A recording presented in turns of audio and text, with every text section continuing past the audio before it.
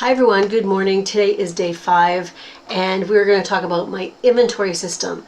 It's fairly straightforward and fairly simple. It has evolved over the 3 years that I've been reselling and so far it's working. So I like it.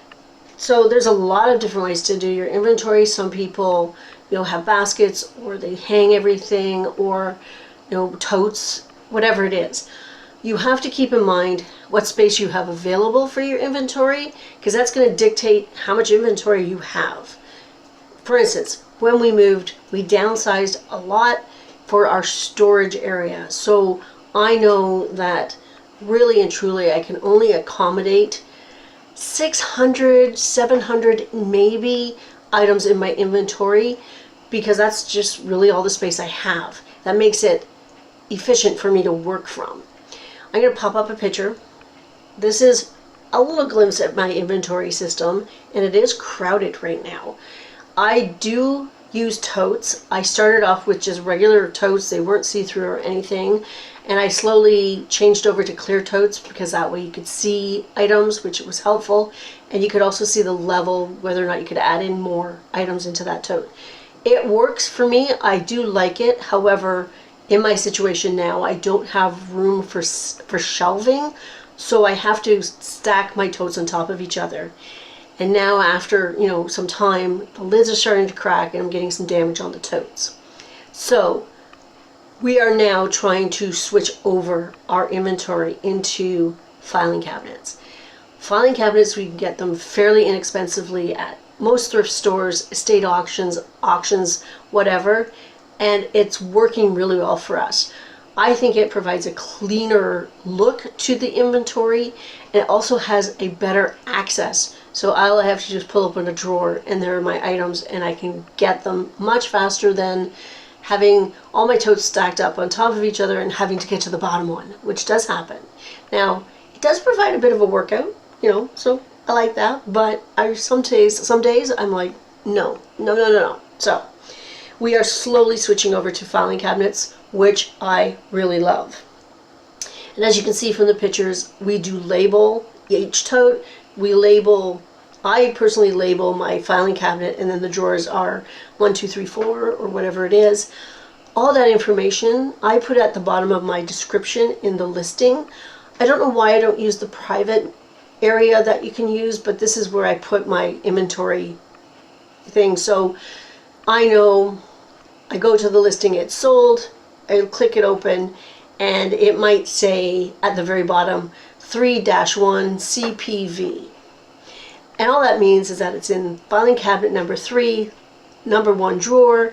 It's been cross-posted to Poshmark, and the V means it's been cross-posted to Vinted. So that means I know that I have to go in and delete them out of those platforms before I package it.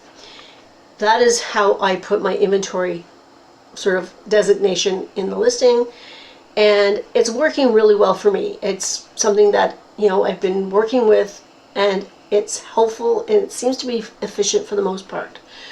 Now, when I put my items, after they're photographed, they're processed, they're ready to go, I fold them nicely, I put them into a clear suffocation bag that we get at a whatever office supply store you can go to. And I can seal my bags, but I don't. I choose not to seal them. Why? Because if I've missed something, like if a person asks a question and I need to access that item, I'm not wasting a bag by opening it again. So it's ease of access. And the other reason that I don't seal them is that then I can reuse them. If I don't send them off with the buyer, I can reuse those bags. And if I do happen to send it with the item to a buyer, I don't seal it as well so that they could use that bag if they choose to. It's just a little thing, but that's the reasons why I don't. I also don't label each individual item. A lot of people have inventory numbers and they do that for their bookkeeping, and that's cool. That's fine if it works for you. I don't, because I know for me, I'd much rather, okay, this is listed, this is sold, I'm going to grab it from inventory, I take it out of the suffocation bag, I double check that it's the right item, I fold it nicely again and put it into the bag, or if I'm sending it with the bag.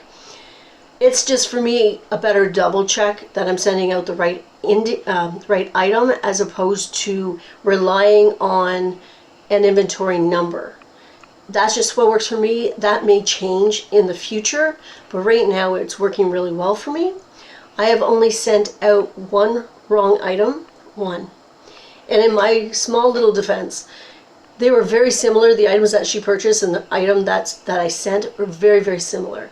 However, she did open a case, totally acceptable, and said, I was a little confused by it because she said something, she didn't say it's the wrong one. She said it's this size, and I'm like, okay, I don't understand. But anyway, it ends up that she liked the product she got anyway, so she kept it and closed the case. So I felt great, but I felt bad because I sent out the wrong item. So now I double and triple check before something gets its label, its shipping label on, and I send it out. That is why I don't use inventory numbers in that sense. I do keep track of individual sales though, just so you all know. But yeah, that's about it. That is my inventory system. I don't know, you guys think it's efficient? I mean, it works for me, but I know there's room for improvement. How do you keep track of your inventory? Are you aware when you go sourcing that you still have room for inventory? I think that's a part of inventory people forget about sometimes, and all of a sudden they have maybe a room full of items that they don't have room to inventory away, and I don't know how you deal with that. It's something I'm very aware of. I don't want piles of inventory all over my house. I want it contained in the one area. So when we go sourcing, I'm very aware that it's like, yeah, I don't really need a lot today, or you know what, whatever. So that's about it. It is Sunday morning, and normally it's a very quiet day for us, but today I am actually off to our office so I can get some photographs done and get some more listing done. And that's it for Sunday. I will see you guys tomorrow. If you like this kind of content, please consider subscribing, and if you are enjoying my short little videos, give me a thumbs up, and I'll see you tomorrow.